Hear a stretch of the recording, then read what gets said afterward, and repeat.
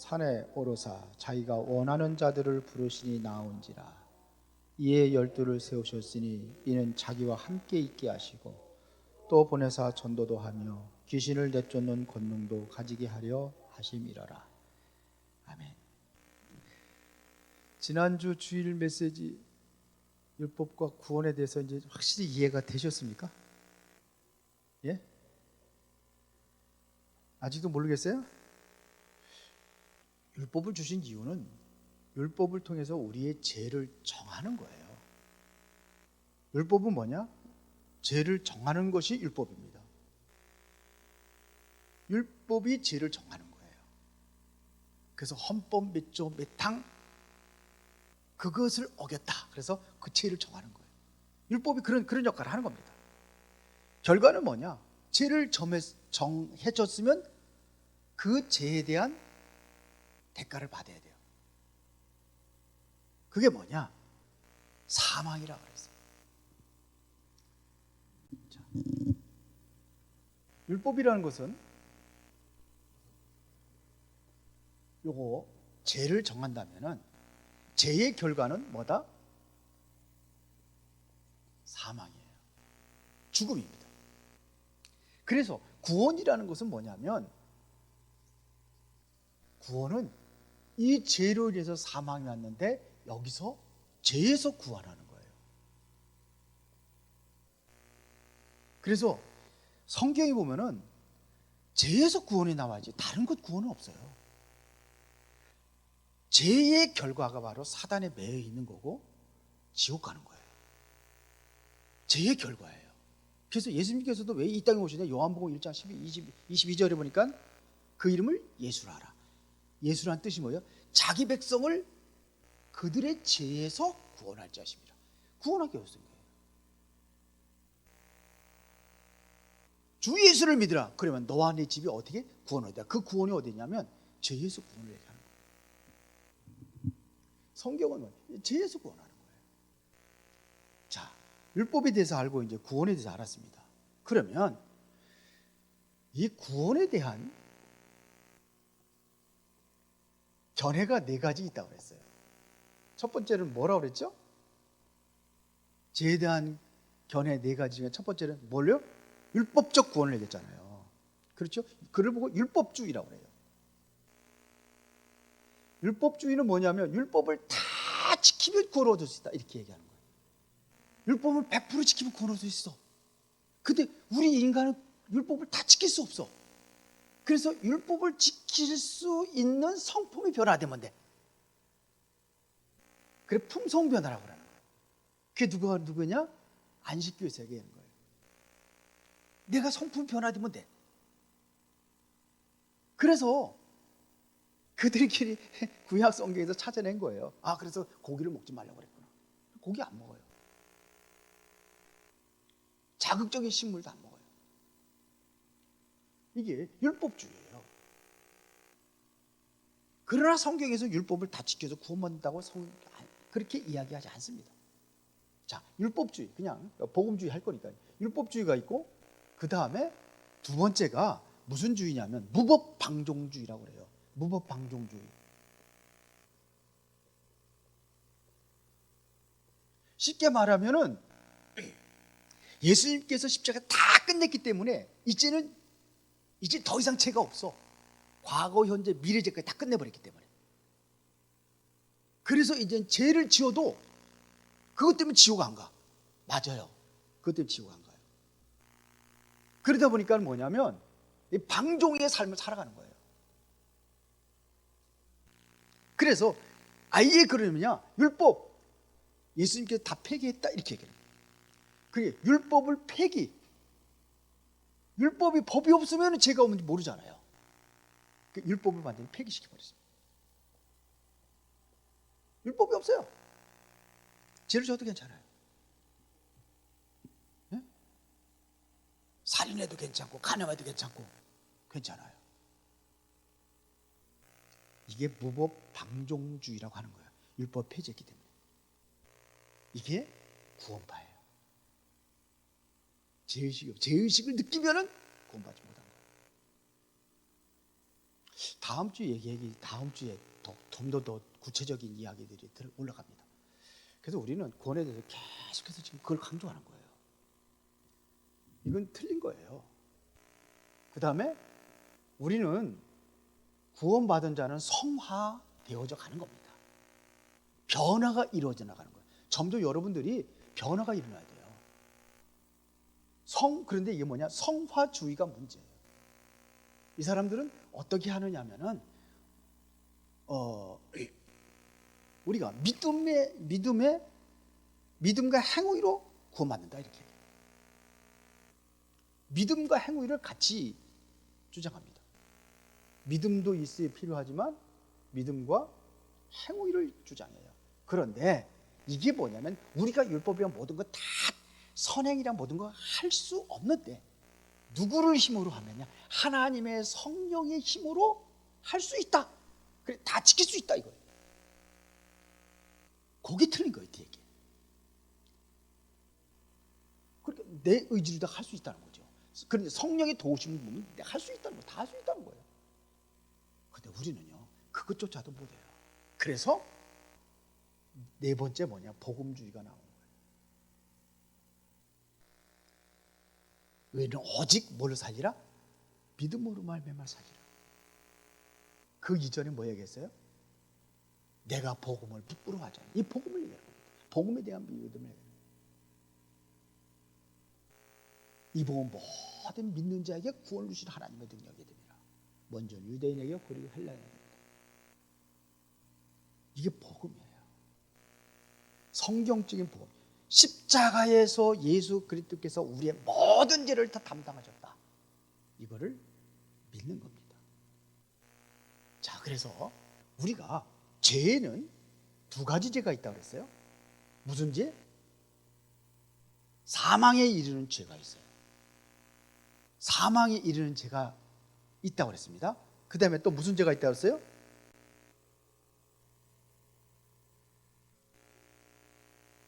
사망에 이르지 않는 죄가 있어요. 사망에 이르는 죄가 있는가 하면 사망에 이르지 않는 죄가 있다고 했어요. 두 가지. 그러면 사망에 이르는 죄는 뭡니까?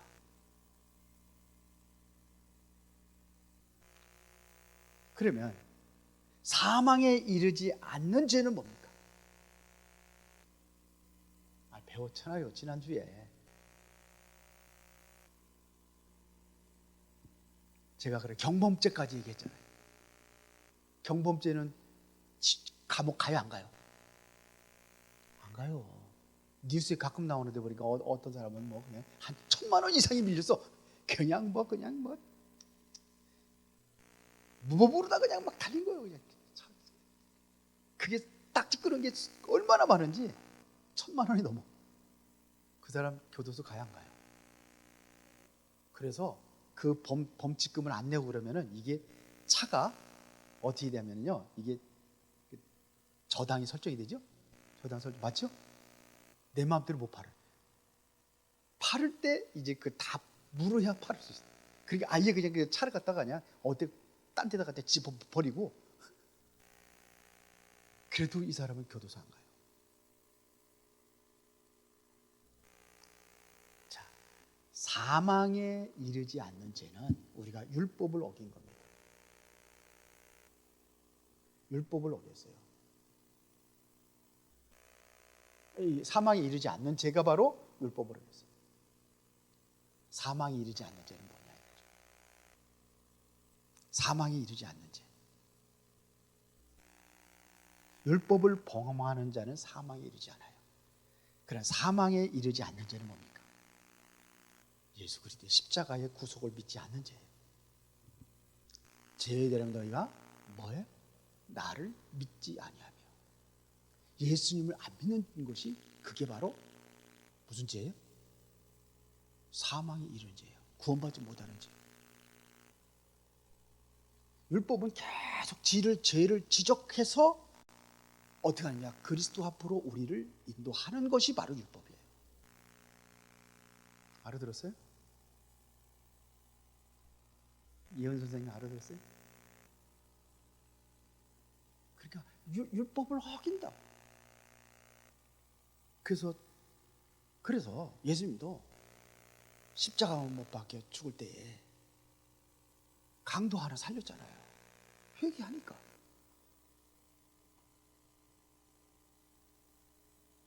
현장에다 가늠하듯 잡힌 거예요. 돌로 쳐 죽여야 돼요. 율법으로 죽여야 돼요.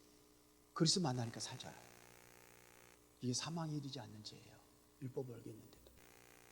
그래서 정말로 구원을 얻지 못하는 죄가 있다고 그랬어요. 그게 뭐냐? 성령 거역죄다 그랬어요. 성령을 거역한 죄는 구원 얻지 못한다. 그러면 성령의 거역죄가 뭐라고 그랬어요? 성령 거역죄가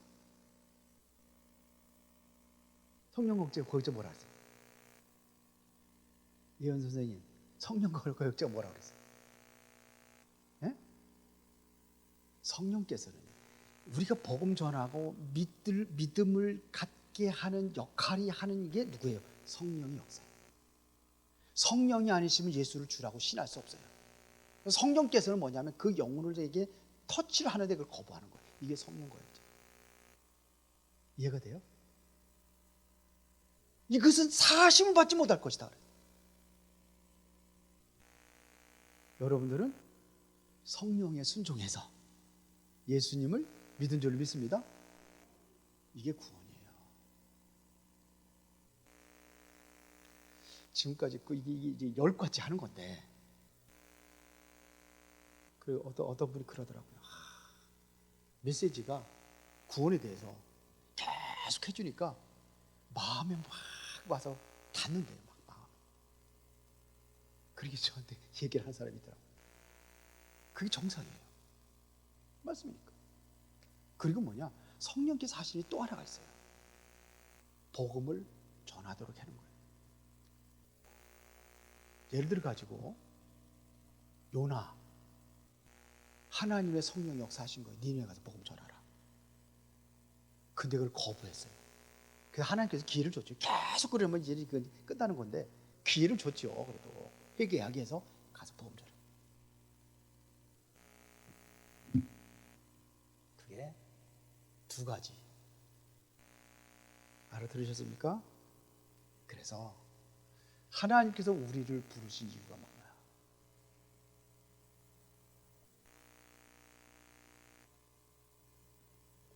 오늘 마가복음 3장 13절부터 15절에 이거 여러분들이 그전에도 많이 봤던 내용들입니다. 우리가 여기서 먼저 생각해야 될 것이 있는데 그게 뭐냐면요. 여러분들이 하나님의 은혜를 아는 사람은 담대할 수 있어요. 하나님의 은혜를 아는 사람은 담대할 수 있어요.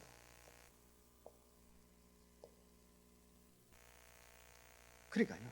하나님 앞에 담대한 거예요. 이것은 뭐냐? 하나님 앞에요. 하나님 앞에 담대하고 그리고 사람 앞에서는 겸손할 수 있어요. 겸손해요. 이게 하나님의 은혜를 아는 자예요. 하나님 앞에 담대. 하나님 믿음 가지고 담대. 죽음도 뭐 두려워하지 않아요. 그리고 사람 앞에서는 겸손한 게 이게 바로 하나님의 은혜를 아는 사람이에요. 그런데 반대로 하나님 앞에는 반대로 담대하지 않고 완전히 그냥 뭐라고 그래야 되나 완전히 그냥 억지 축 처진 사람 앞에서는 그냥 막 담대하게 막 그런 사람들이 있어요. 사람들을 막 무시하고 막 그러고 비난하고 조롱하고. 하나님의 은혜를 아는 사람은 그렇습니다. 그리고 중요한 비밀을 가진 사람은 다시 말하면 복음이죠. 이걸 아는 사람은 세상의 인기라든지 명예라든지 그리고 자리, 사람들 여기에 연연하지 않아요. 여기에 연연하지 않아요.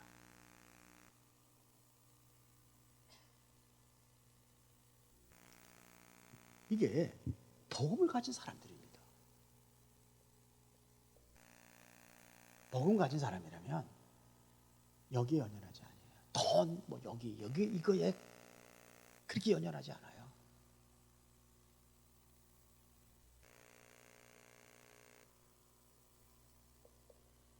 그러면 자, 오늘 본문에 보니까 누구를 부르셨어요?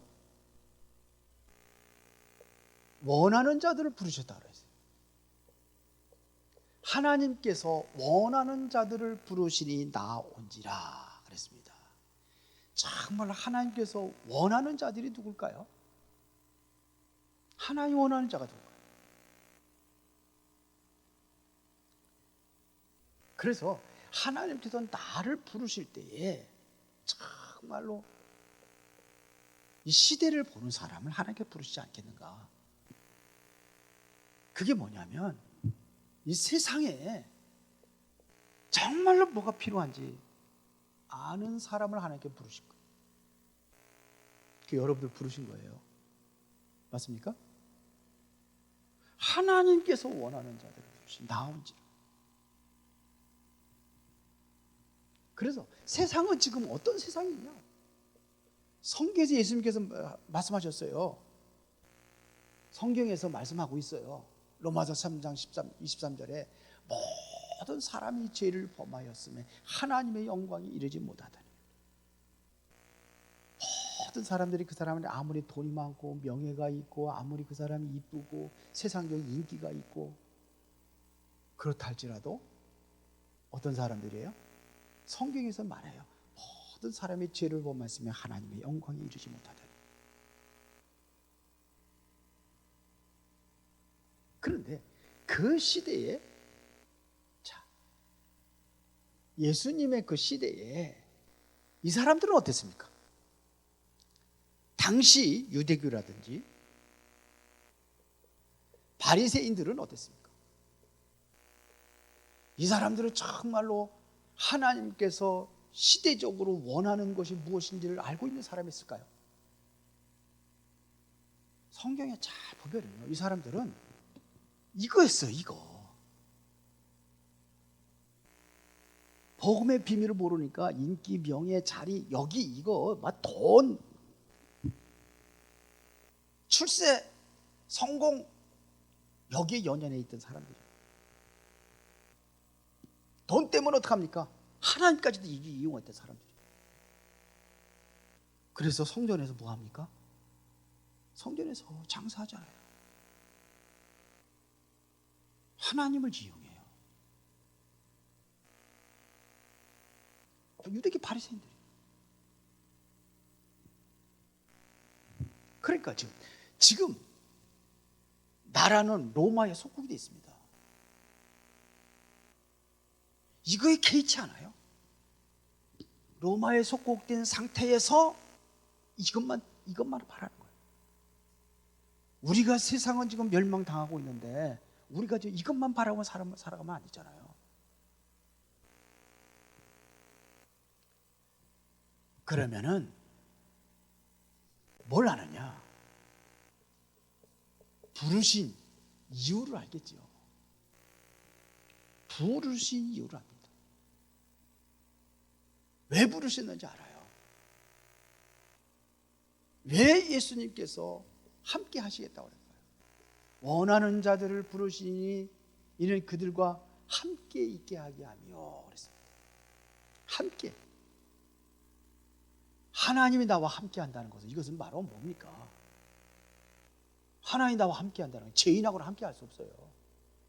그래서 로마서 8장 2절에 보면 생명의 성령의 법이 죄와 사망으로서 해방된 사람, 죄에서 뭐함받은 구원받은 사람, 이 사람하고 하나님께서 함께 하시는 겁니다. 이 사람에게 하나님께서 임마누엘 하시는 겁니다. 이 사람들에게 뭐냐? 성령께서 역사하시는 겁니다. 이분들에게 역사하는 거예요. 그래야 두 번째 뭐가 되느냐? 전도하게 돼 있습니다. 그래서 함께 있게 하기 위하면 또 전도도 하고 그랬어요. 전도라는 것은 우리가 그리스도의 증인 되는 거 아닙니까? 예수 그리스도의 증인 되는 거 아닙니까? 그리스도의 증인 되는 거예요. 예수님께서 누가 어떤 분이신지. 복음 전하는 건 뭐냐? 예수님께서 이 땅에 오셔서 무엇을 하셨는지. 그래서 누가 저기 사도행전 1장 1절을 보는 게 데오블리가 먼저 쓴 글에는 예수의 가르치심을 시작하신부터 죽으시고 승천하신 날까지 이를 기록해요. 예수님의 생애를 얘기하는 거예요. 그리스도의 전 생애를 아는 거예요. 그래서 저는 성경 읽으려면 어디부터 읽어야 되느냐? 마태복음부터 요한복음까지 이거 한 5번 정도 읽고 그 다음 읽어봐라. 오늘부터 복음서 5번씩 읽읍시다. 읽고 거기서 이 그리스도 얘기하는 거잖아요. 그게 되어져야 사도행전에 뭐가 일어나요? 그 역사가 일어나는 거예요. 복음을 제대로 모르는데, 예수님이 어떤 분인지 모르는데, 그래야 우리가 확실하게 그리스도의 증인 될 거 아닙니까? 복음서에 보면 그리스도가 하신 일이 뭔 일인지 다 알아요. 가르치시는 일, 그 다음에 뭐냐? 천국 복음 전파하시는 일, 그리고 병 고치는 일. 요거 3가지를 요약을 할 수 있어요. 여기에 대한 그리스도의 증인이 되는 겁니다. 그러면 왜 귀신을 쫓는 권능을 주겠다고 그랬습니까? 지금 여기에 다 잡혀 있어요. 지금 완전히 세상 문화가 완전히 여기에 잡혀 있어요. 이게 이 문화가 잡혀 있어요. 세상 문화가. 이 문화에서 살고 있어요. 우리 다음 세대들이. 그래서 제가 아주 계속 기도하고 있는데, 저도 이제 교회를 완전히 분위기 싹 바꿔야 되겠다는 생각이 들어요. 교회 분위기가 완전히 바꿔져. 내가 만들어 놓은 분위기가 아니라 누가 새로운 사람이 와가지고 완전히 분위기를 바꿨으면 좋겠어요. 기도하는 거예요. 그러니까 젖어 있어. 보면은 그 삶에 대해서 오후 예배 때 싹 얘기하는데 이게 하나도 안 맞게 들어가는 것 같아요. 예배의 삶, 했잖아요. 말씀의 삶, 그 다음에 뭐 기도의 삶, 전도의 삶 쭉 했는데,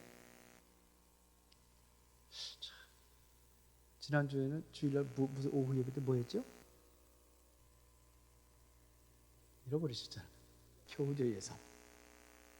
다음 주에 교제의 삶 실천이에요.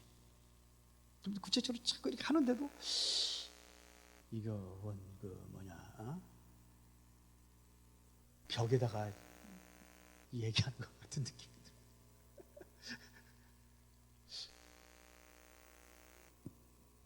예? 그래도 좀 잘하고 있어요. 맞아. 콩나물이 뭐 그냥 물 다 지나가는데 그래도 자꾸 하면 되겠죠.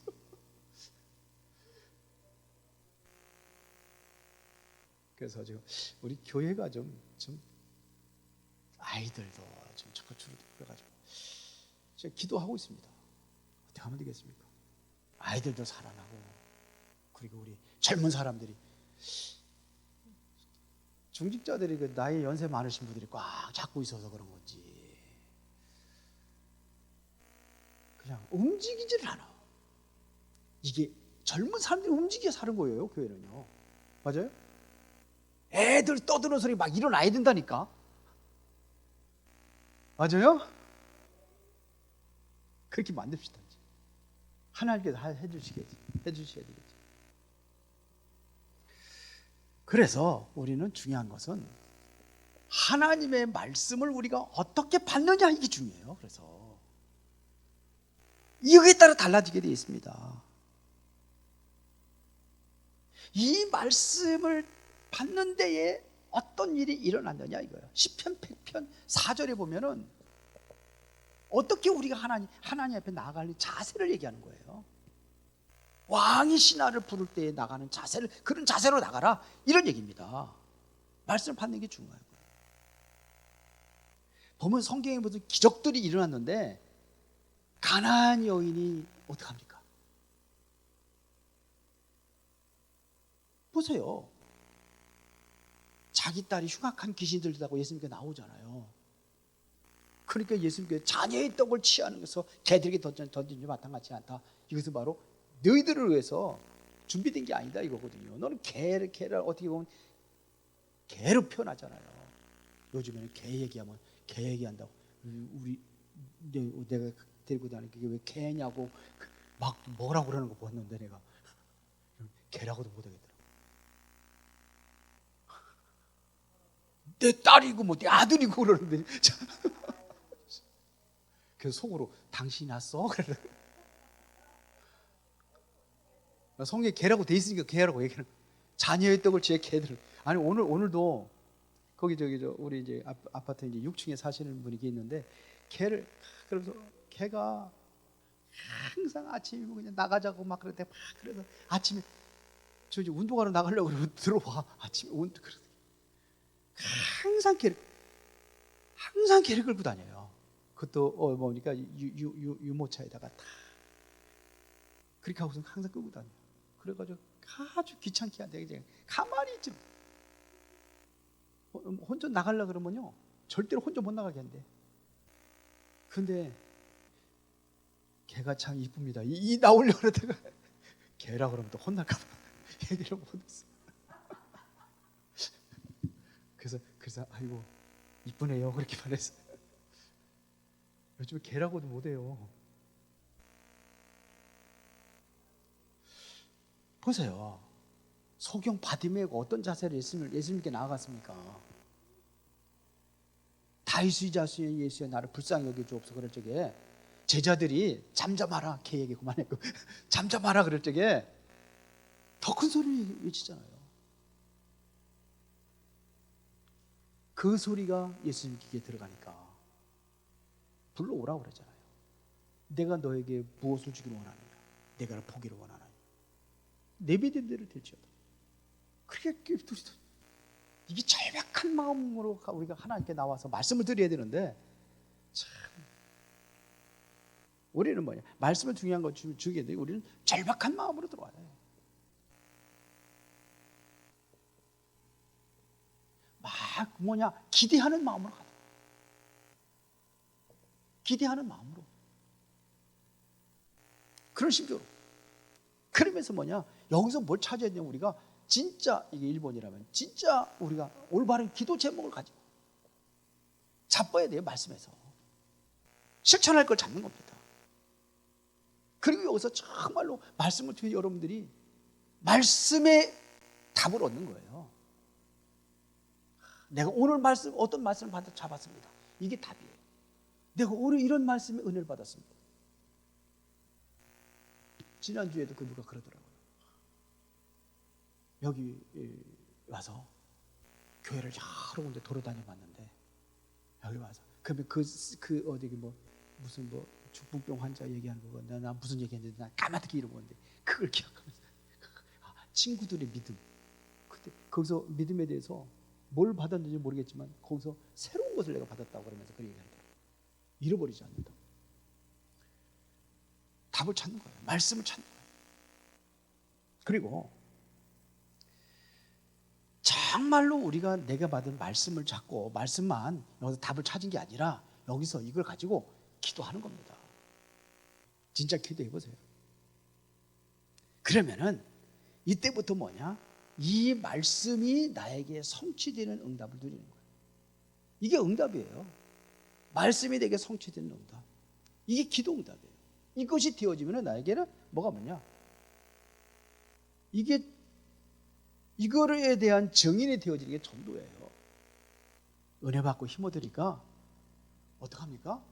와봐라 그러는 거예요. 와봐라. 이게 누구의 나다니엘 전도할 때 그래요. 와봐라. 은혜 받. 그래서 우리가 아무리 여러분들이 말씀을 많이 들었다 할지라도 모든 것이 나에게 이게 누림이 돼야 돼요. 누려지는 겁니다. 복음을 누리는 겁니다. 이게 누림이 되어지면 여기서 뭐가 나오느냐? 감사가 나오는 거예요. 이 모든 것이 하나님의 은혜라는 것이 나오는 거예요. 그럼 뭐냐? 나는 여기서 진정한 행복을 찾을 수 있어요. 행복을 찾을 수 있어요. 그래서 참 응답은 뭐냐? 하나님의 말씀에서 나오는 응답이 이게 진정한 응답이라고 할 수 있어요. 말씀에서 나와야 돼요. 그래야 여기에서 말씀에 대한 증인이 이게 확실한 증인이야. 내가 뭘 보았다 뭐했다 이거는 틀릴 수도 있어요. 잘못된 거 볼 수도 있잖아요. 그게 아니고 이 말씀에서 나온 증인이 확실한 증인이고, 말씀에서 나온 응답이 진짜 응답이고, 은혜 받았다는 것이 뭐냐? 내가 하나님의 말씀을 내가 마음의 음성으로 들은 게 이게 응답이에요. 날마다 그 응답 받아보세요. 그러면 하나님의 역사가 일어나게 될 줄 믿습니다. 기도하겠습니다. 하나님 아버지 감사합니다. 오늘도 하나님의 부르심에 대한 이유를 알고 그 은혜 속에서 승리하는 삶이 되게 하여 주옵소서. 예수 그리스도 이름으로 기도드리옵나이다. 아멘.